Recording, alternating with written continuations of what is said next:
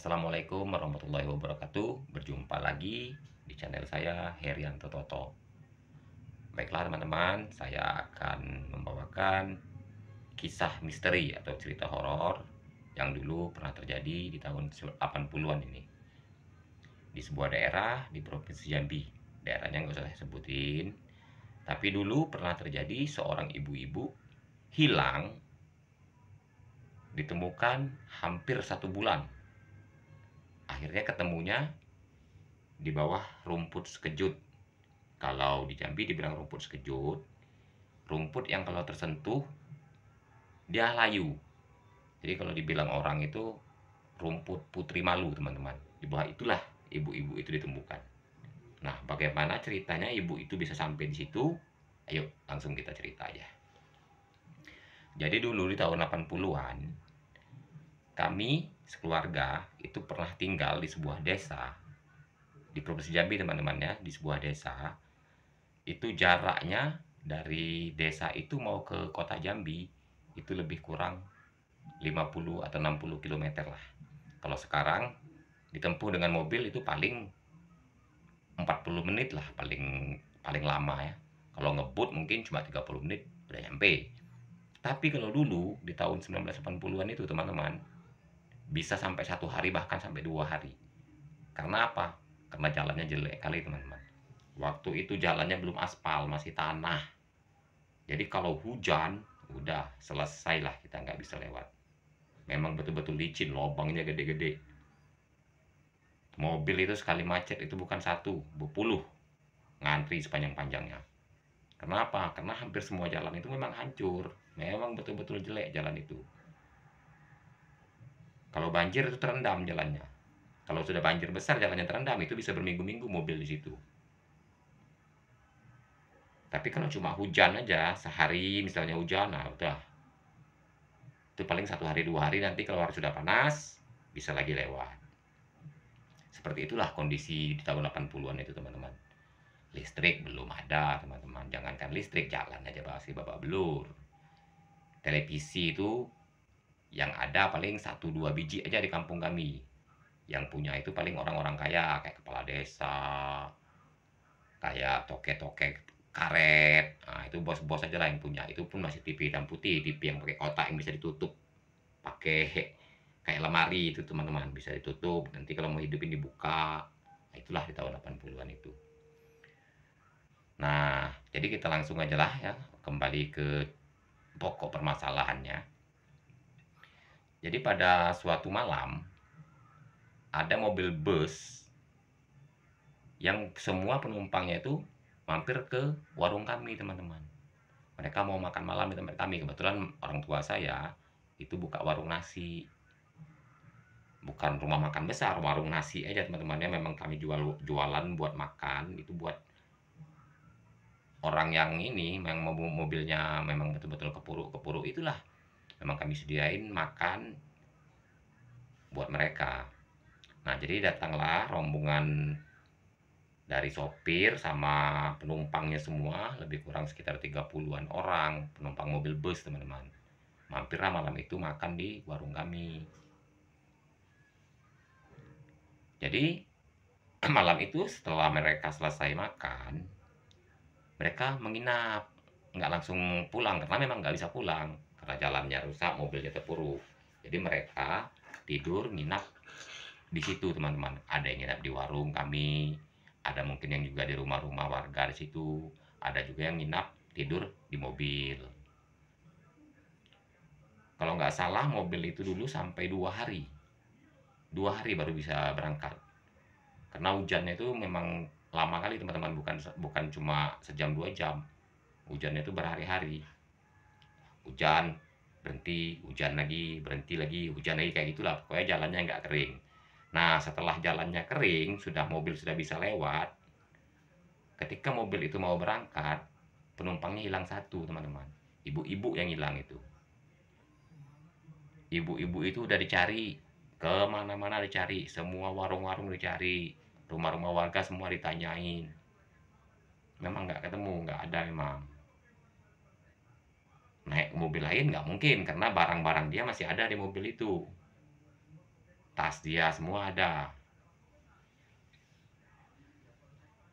Nah, jadi karena jalannya memang sudah kering, ya mobil yang mau yang ditumpangin sama ibu itu harus berangkat. Kalau dia nggak berangkat, takutnya hari hujan lagi, nanti malahan lebih lama lagi. Akhirnya sopirnya memutuskan untuk berangkat, cuman dia berpesan, nanti kalau ibu tuh ketemu atau memang sudah pulang, ya kasih tahu aja bahwa mobilnya udah berangkat, nggak bisa lagi nunggu, suruh naik mobil lain. Nanti sampai ke Jambi, langsung aja misalnya ke loket kan, apa minta pulangin ongkosnya, pokoknya nanti bisa dirundingkan lagi lah. Kayak gitulah teman-teman. Tas ibu itu akhirnya dibawa mobil itu, nanti suruh ibu tuh ambilnya di loket, ditaruh di loket. Nah, setelah mobil itu berangkat ya teman-teman ya, setelah mobil itu berangkat, jadi kami di situ, warga di desa itu berkumpul lah teman-teman ya. Memang niat lah mau cari ibu itu.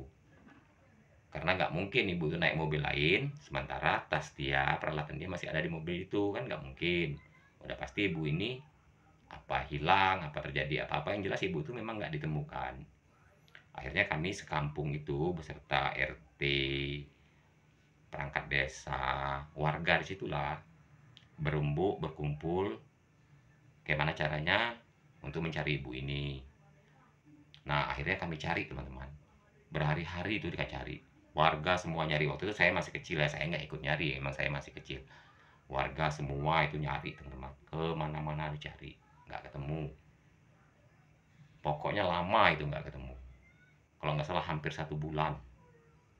Nah, setelah hampir 1 bulan, imam di masjid kami, namanya itu kita sebut adalah Imam Leman, itu sudah almarhum ya, sekarang udah nggak ada lagi imam itu. Imam itulah yang menemukan ya teman-teman, beserta warga ya, bukan dia teman. Imam itulah yang mimpin. Memang setiap malam mereka selalu baca Yasin, pokoknya ritual lah ya, secara agama Islam. Di surau, di tempat kami itu ada surau, baca Yasin, pokoknya minta petunjuk lah ya sama Yang Maha Kuasa, di mana tempat ibu ini berada. Kalaupun memang dia sudah meninggal, minta tunjukkan di mana jasadnya. Kalau dia masih hidup, di mana posisi ibu itu. Jadi pada suatu hari ketemu teman-teman sama warga, sama imam itu. Ketemunya di mana? Bukan di rumah orang, bukan. Ketemunya di dalam hutan, teman-teman. Tahu nggak teman-teman, rumput sekejut? Kalau di Jambi dibilang orang rumput sekejut. Rumput itu yang durinya banyak itu teman-teman. Kalau tersentuh, dia langsung seperti layu. Kalau bahasa Indonesianya dibilang orang itu kalau nggak salah putri malu. Nah, rumput putri malu itu teman-teman, dia seperti gua. Jadi rumput itu di atas, di bawahnya ini seperti ada terowongan, seperti kayak sarang babi itu nah teman-teman. Nah, ibu itu ketemunya di dalam itu, sedang tertidur. Tapi badannya sehat, nggak kurus, padahal sudah hampir 1 bulan dia. Entah makan, entah apa kita nggak tahu. Tapi waktu ditemuin, ibu itu sudah nggak bisa diajak ngomong, nggak bisa diajak komunikasi, seperti orang bisu.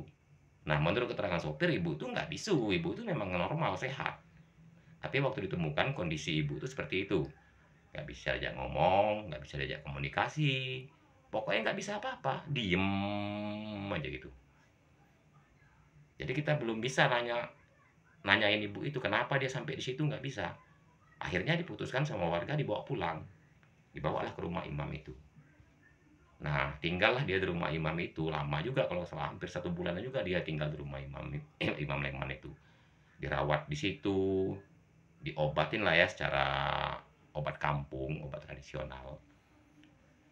Akhirnya setelah 1 bulan, ibu itu sembuh teman-teman, bisa ngomong, bisa diajak komunikasi. Nggak tahu ya apa yang dikasih obat sama Imam Leman itu, yang jelas setelah 1 bulan ibu itu normal. Bisa diajak ngomong kembali, bisa diajak komunikasi, bisa ditanyain. Nah, begitu dia ditanyain, ibu tuh bilang apa? Dia waktu malam itu, waktu dia turun ke tempat kami mau makan itu, ibu itu ada yang ngajak. Begitu dia turun dari mobil, ada yang manggil dia. Ada yang manggil dia, langsung ngajak dia pergi. Anehnya, kata ibu itu saya nggak bisa nolak, langsung ikut aja.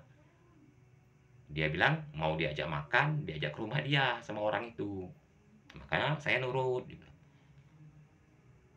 Bukannya diajak ke hutan, diajak ke rumah, rumahnya bagus. Tempat tinggalnya ada, kamarnya ada, pokoknya rumahnya bagus ini. Jadi saya ikut, saya bisa kasih makan, dikasih minum. Mana menurut ibu tuh nggak lama saya lihat dia di situ. Nggak lama, mana ada sampai berbulan-bulan itu. Perasaan dia, teman-teman, paling baru berapa jam gitu. Tapi buktinya ditemuin itu sudah hampir 1 bulan.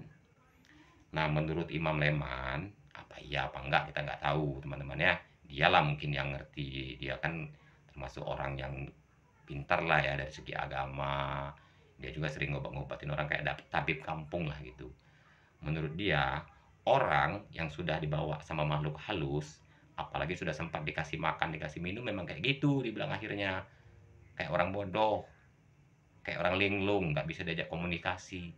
Karena dia sudah sering hampir setiap hari dikasih makanan kotor sama makhluk halus.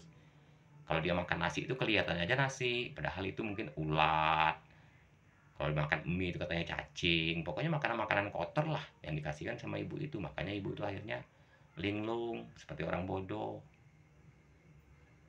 Ya kita nggak tahu juga teman-temannya. Yang jelas seperti itulah kalau menurut dari Imam Leman. Yang kedua, apa dia memang betul dibawa makhluk halus apa enggak? Ya kita nggak tahu juga. Yang jelas waktu ditemukan ibu itu berada di bawah rumput sekejut itu. Nah, menurut pengakuan ibu itu, dia ada yang ngajak. Apa ibu tuh berhalusinasi kita pun nggak tahu. Yang jelas selama hampir 1 bulan, dia nggak pulang, nggak makan, nggak minum, tapi dia sehat. Ditemukan dia lagi tidur di bawah rumput itu. Nah, jadi akhirnya setelah ibu tuh betul-betul sembuh, sudah sehat, sudah bisa diajak komunikasi, sudah tahu, dia sudah ingat semua. Nah, akhirnya sama warga dikumpulinlah uang sedikit-sedikit ya. Waktu itu di tahun 80-an tuh ya tali persaudaraan orang zaman itu tuh masih bagus sekali teman-temannya, masih mau saling tolong menolong bantu. Akhirnya dicariin mobil. Nah, ibu itu disuruhlah berangkat ke Jambi. Nanti di loket itu ibu tanya aja tas-tas ibu dulu, peralatan ibu semua masih di sana. Nah, akhirnya ibu itu berangkatlah teman-teman. Kata dia tuh mau pulang ke Jawa. Jadi ini cerita ini memang pernah terjadi teman-teman ya. Ini pernah terjadi. Ya kalau teman-teman percaya silakan, nggak percaya juga nggak apa-apa. Masalah makhluk halus ada apa enggak ya kita juga nggak tahu.